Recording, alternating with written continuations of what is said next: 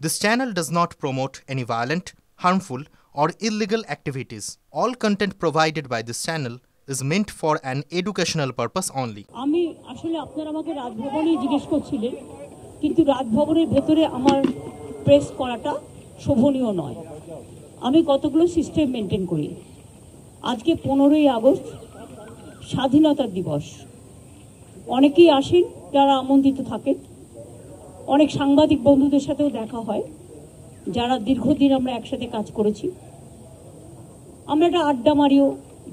তাই আমি যখন এসেছি আমি বলেছিলাম আমি একা আসতে আমার একটু প্রবলেম আছে, তাই আমি টিম নিয়ে আসবো। আমরা কিন্তু একসাথে 10-12 জন এসেছি। এটা স্বাধীনতা দিবসের প্রোগ্রাম বলে তাই। হ্যাঁ, গভর্নমেন্টের যখন ইম্পর্টেন্ট কিছু থাকবে, ধরুন ওত নেওয়া বা এই মিনিস্ট্রি, তখন তো ওরা থাকবে সাথে, তখন আসা যেতেই পারে। যাই হোক, এর থেকে বেশি আমি কিছু বলবো না। সবাইকে আজকের দিনে স্বাধীনতা দিবসের অনেক অনেক যারা দেশের জন্য জীবন দিয়েছেন তাদের শ্রদ্ধা করছি। এবং আজকের জেনারেশনকে আমি অনুরোধ করব, ফ্রিডম স্ট্রাগল, অনেকে লড়াই করেছেন, কেউ গান গেয়েছেন, কেউ জাগরণ করেছেন, কেউ সমাজ সংস্কার করেছেন। তাদের সবটাই যেন ভালোভাবে আমরা অনুকরণ করি। কারণ বাংলার মাটিটা কিন্তু মনে রাখতে হবে, এটা সংস্কৃতি, সংহতি, সম্প্রীতির এবং নানা ভাষা, নানা মত, নানা পরিধান, বিবিধের মাঝে আছে ঐক্য মহান। এটা কিন্তু বৈচিত্র্যের মধ্যে ঐক্যটাই আমাদের সবচেয়ে বড় আমাদের লক্ষ্য। এবং এটা বাংলা এই সংস্কৃতিটাকে বহন করে নিয়ে চলেছে আমাদের পূর্বসূরীদের থেকে। আজকের দিনটা এই হিসেবে তো অনেকটাই গুরুত্বপূর্ণ, সবাইকে জানাই। আর আর কি আছে বলুন?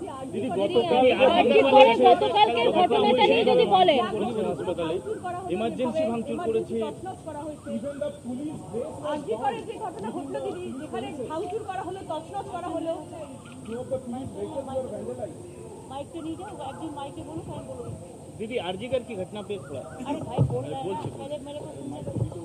দিদি, আরজিকরের যে ঘটনা ঘটেছে গতকাল রাত্রে, যেভাবে তাণ্ডব চালানো হয়েছে, এমার্জেন্সি ভাঙচুর করা হয়েছে, আন্দোলনরত ছাত্রছাত্রীদের মঞ্চটাও ভেঙে দেওয়া হয়েছে, এটাকে কিভাবে দেখছেন?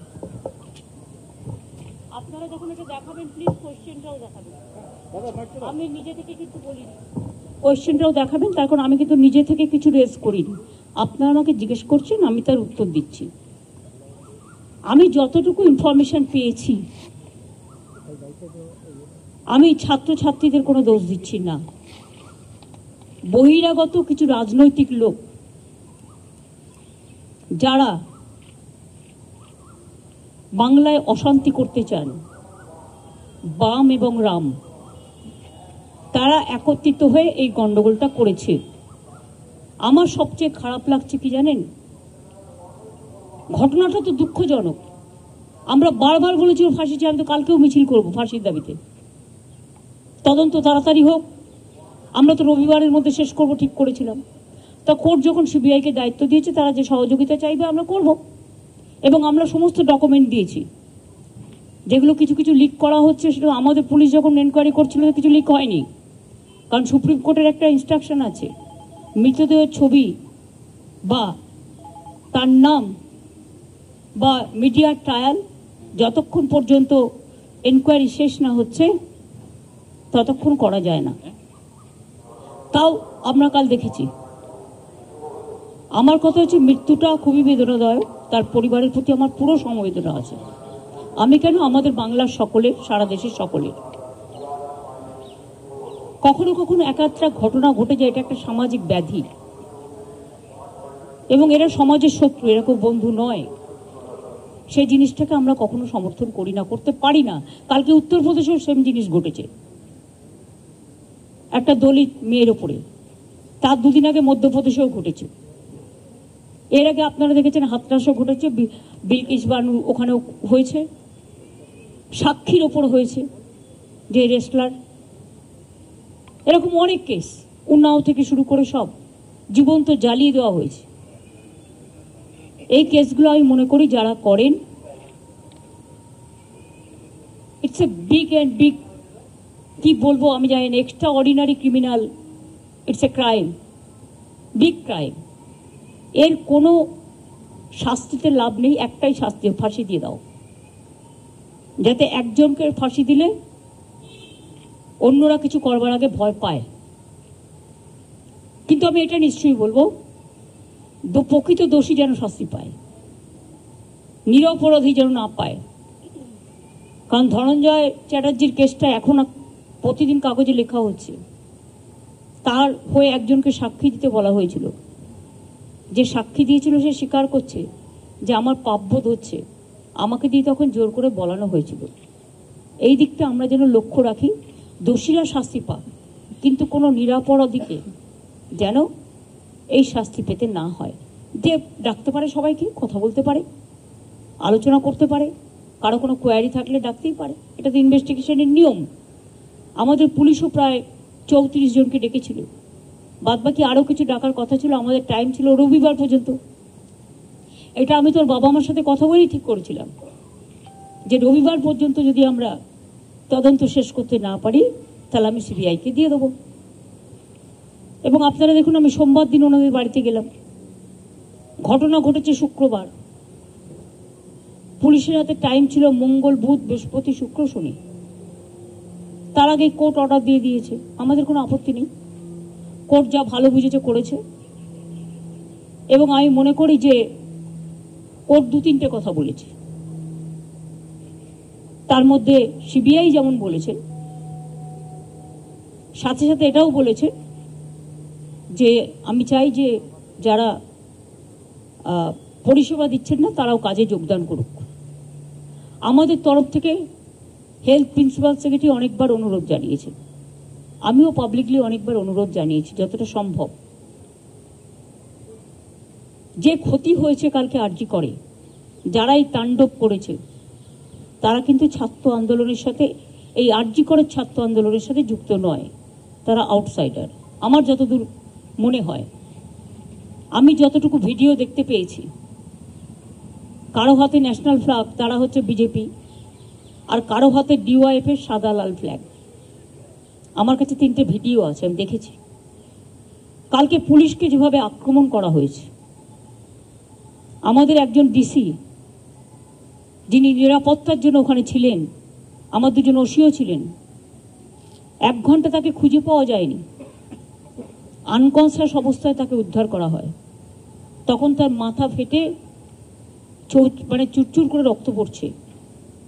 তাকে আমি সঙ্গে সঙ্গে রাত 3টে আমি পুলিশকে বলি ওকে অ্যাপেলেতে নিয়ে যাওয়ার জন্য, কারণ ব্রেন স্ক্যান ট্যান করতে হবে।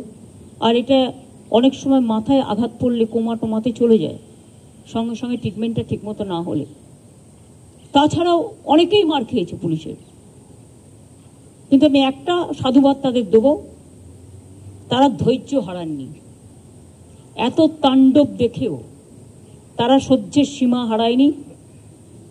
তারা শান্তির জন্য কাউকে আঘাত করেনি, এটা ভালো। বাঁধ ভেঙে গেলে, একটা গান আছে না রবীন্দ্রনাথ ঠাকুরের, বাঁধ ভেঙে দাও, বাঁধ ভেঙে দাও, বাঁধ ভেঙে দাও। বাঁধটা ভাঙা উচিত না। আন্দোলনের পরিসীমা, আন্দোলনের সীমা যারা আন্দোলন করে তাদের নজরে রাখতে হয়। আমি ছোটবেলা থেকে আন্দোলন করেই জন্মেছি, আন্দোলন করেই বড় হয়েছি।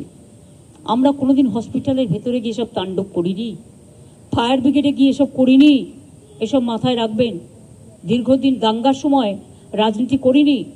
বাবরি মসজিদ ধ্বংসের সময় আমি নিজে, তখন রাইটার্স থেকে কেউ বেরোচ্ছিল না, আমি নিজে বুদ্ধবাবুদের গিয়ে বলেছিলাম বলুন আমার কোনো সাহায্য লাগবে কিনা, কারণ সেই কদিন আমি একা রাস্তায় ছিলাম আর কেউ ছিল না। আর তখন একদিন শুধু 4-5 দিন বাদে মাদার টেরিজার সাথে আমার একটা দেখা হয়েছিল লামার্টিনায়, লোরেটো শিয়ালদার একটা স্কুলে, সেখানে হঠাৎ করে দেখা হয়ে গেল, কারণ আমি রিলিফ দিতে গিয়েছিলাম। তাছাড়া কেউ সেদিন রাস্তায় ছিল না। 7-8 দিন দাঙ্গায় প্রচুর মানুষ মারা গিয়েছে। এবং আজও আমি আপনাদের বলি, অনেক পরিষেবা না পেয়ে ফিরে যাচ্ছে গ্রামের গরিব লোকগুলো, তাদের ক্ষমতা নেই। তারা বিনা পয়সায় হাসপাতালে চিকিৎসা পায়, স্বাস্থ্যসাথী কার্ড আছে। আজকে আমি শুনলাম মারা তো গেছে কয়েকজন, বাচ্চা থেকে প্রেগনেন্ট মাদার থেকে শুরু করে বিনা চিকিৎসা দেওয়া হয়নি। কিন্তু তা সত্ত্বেও কিছু জুনিয়র ডাক্তার এবং অনেক সিনিয়র প্রফেসররা তারা অনেক জায়গায় এমার্জেন্সিগুলো করছেন বা ওপিডি করছেন। আমি তাদের অনেক অনেক ধন্যবাদ জানাই। আর বাদ বাকি যারা ধর্মঘটে এখনও আছেন সবটাই তো মেনে নেওয়া হয়েছে, অত কিছু বাকি নেই। আর এখন তো আমাদের হাতেও কেসটা নেই, কেসটা তো সিবিআই আছে। আপনাদের কিছু বলার থাকলে আপনারা সিবিআইকে গিয়ে বলুন, আমার কোনো আপত্তি নেই, কোর্টকে গিয়ে বলুন। ম্যাটারটা তো এখন সাব জুডিস হয়ে গেছে। কাজে আমাদের তো এক্ষেত্রে সাহায্য করা ছাড়া আর তো কিছু নেই। কিন্তু দুটো ফ্লোর পুরো ভেঙে দেওয়া হয়েছে, মেডিসিনগুলো লোপাট করা হয়েছে এবং যত ইনফ্রাস্ট্রাকচার, ইকুইপমেন্টস, ইঞ্জেকশন থেকে শুরু করে যা যা লাগে টোটালটাই ধ্বংস করা হয়েছে। প্রায় আমি শুনেছি এটা, আমরা এখনো টোটালটা অনেক টাকার ইনফ্রাস্ট্রাকচার নষ্ট করা হয়েছে। নতুন করে আবার হবে কিনা আমি জানি না, কারণ এগুলো করতে এত মেটেরিয়ালস রাখতে এই হসপিটালগুলোতে আমাদের প্রচুর মেডিসিন থাকে, প্রচুর স্যালাইন থাকে, প্রচুর অক্সিজেন থাকে, প্রচুর সিসিটিভি থাকে, প্রচুর ইঞ্জেকশন থাকে, আরও নানা রকম জিনিস, এমআরআই থেকে শুরু করে স্ক্যান থেকে শুরু করে অনেক কিছু থাকে। এবং আজকে আমি শুনলাম দু একজন পরিবার বলেছেন যে আমরা এখানে পেশেন্ট রাখবো না, ট্রিটমেন্ট হচ্ছে না, তার থেকে বেটার হচ্ছে আমরা বাড়ি নিয়ে যাব। তা যদি কেউ পেশেন্টকে বাড়ি নিয়ে যেতে চায় সেটা তাদের নিজেদের ব্যাপার, নিজেদের অধিকার। কাজে এ ব্যাপারে আমার কোনো বক্তব্য নেই। আমরা চেষ্টা করব যদি তিনি কোনো হাসপাতালে শিফট করতে চান আমরা নিশ্চয়ই তাদের সাহায্য করব। এটা মানবিক ব্যাপার, রোগীকে চিকিৎসা দেয়। ঠিক আছে? পুলিশের ড্রেস পুড়িয়ে দেওয়া হয়েছে, পুলিশের মাথা ফাটিয়ে দেওয়া হয়েছে, পুলিশকে জঘন্যভাবে আক্রমণ করা হয়েছে। আমরা কি একবারও ভাবি দুর্গাপুজোর সময় নিরাপত্তা দেয় কারা? কারা দেয়? কলকাতা পুলিশ দেয়, স্টেট পুলিশ দেয়। খেলা থেকে শুরু করে, রাস্তার জ্যাম থেকে শুরু করে, সাংস্কৃতিক অনুষ্ঠান থেকে শুরু করে, চলচ্চিত্রের শুটিং থেকে শুরু করে সব ব্যাপারেই তো এই রাজ্য পুলিশই কাজ করে, কলকাতা পুলিশই কাজ করে। তাদের মারধরের ব্যাপারটা কি? তারা তো কিছু করেনি। তারা তো যতটা চেষ্টা করে ডিএনএ করেছে, তারা ভিডিও করেছে, তারা ফরেন্সিক টেস্ট করিয়েছে, জুডিশিয়াল ম্যাজিস্ট্রেট করেছে, তারা ফরেন্সিক টেস্ট করিয়েছে, জুডিশিয়াল ম্যাজিস্ট্রেটকে নিয়ে এসছে, যা যা করেছে 34 জনকে ডেকে কথা বলেছে, আরও কয়েকজনকে ডেকে কথা বলার জন্য ওদের হাতে 5-6 দিন ছিল। তাছাড়াও বারবার করে সব কিছু মা বাবাকে দেখিয়ে আসা হয়েছে। টোটাল রিপোর্টটা, টোটাল ভিডিও, পোস্টমর্টমের রিপোর্ট থেকে শুরু করে ঘটনা সবটাই ওর বাবা আমাকে দেখিয়ে আসা হয়েছে এবং বলেছে বলুন এরপরে আপনাদের কোনো কোশ্চেন আছে কিনা। এটুকু থাক। আমাদের বাংলায় স্ট্রাইক হয় না, কারণ আমাদের স্ট্রাইক বন্ধ করা আছে। যে স্ট্রাইকে জয়েন করবে সে নিজেরটা নিজে বুঝে নেবে। বাট আমি সবাইকে আবেদন করব সব খোলা রাখতে। বাংলাকে অচল করে দেওয়ার পরিকল্পনা করে সন্ত্রাস করার একটা চক্রান্ত চলছে বাম আর রাবের। আমি সবাইকে বলবো সব সোশ্যাল নেটওয়ার্কের সবটা কিন্তু ঠিক নয়। আজকাল এআই এর মাধ্যমে আমি জানি না, হয়তো আমার মুখ বসিয়ে দিল, আমার গলাটা নকল করে কিছু বলে দিল, এতে বিশ্বাস করবেন না। আমি যখন বলবো সবাইকে বলবো। আর আমি টুইটারে আমি মেসেজ দিতে পারি বড় জোর, কিন্তু আমি বলতে যাবো কেন? দেখুন অনেক প্রেস আছে, তাকে আমি অডিও ভিজুয়াল এড আমি দিতে পারি, ভিডিও দিতে পারি। সুতরাং আপনাদের আমি এটা বলবো বারে বারে যে টোটাল সোশ্যাল নেটওয়ার্কে যেমন একটা প্লাসও আছে, মাইনাস হচ্ছে সাইবার ক্রাইমের একটা বড় জায়গা। কেউ কেউ ভাবছে মিথ্যে কথা বলে আমার ইউটিউবের চ্যানেলটার দর্শক বাড়িয়ে নিই এবং বাড়িয়ে নিয়ে আমি একটা ইনকাম করতে পারবো, এটা একটা ব্যবসা হয়ে গেছে। কিন্তু ব্যবসা করতে গিয়ে মিথ্যা অপপ্রচার করে আগুন লাগিয়ে দেওয়া, সাম্প্রদায়িকতা করা, দেশের মনে রাখবেন দেশের যে ঐক্য, মাতৃভূমিকে অপমান করা, অসম্মান করা, এটা ঠিক নয়। এদিকে আমি পুলিশকে বলেছি কড়া নজর রাখতে। আমি শুধু কেন, সেদিনকে নীতি আয়োগের মিটিংয়ে প্রধানমন্ত্রী যখন ভাষণ দিচ্ছিলেন, তিনি প্রথম এটাই বলেছিলেন যে সাইবার ক্রাইমটাকে আমাদের খুব সিরিয়াসলি দেখা উচিত। এ ব্যাপারে আমি তার সাথে একমত।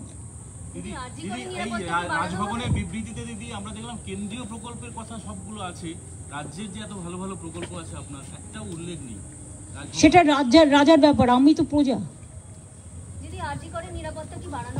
আমি এ নিয়ে কিছু বলতে পারবো না, কারণ এটা পুলিশ দেখবে। পুলিশকে যদি মারা হয়, যে নিরাপত্তা দিতে গেছে তাকে যদি তার জামা কাপড় পুড়িয়ে দেওয়া হয়, তাকে আটকে রাখা হয়, সে আনকনসিয়াস অবস্থায় 1 ঘন্টা পড়ে থাকে, সেটা পুলিশ ডিসাইড করবে, আমি কে?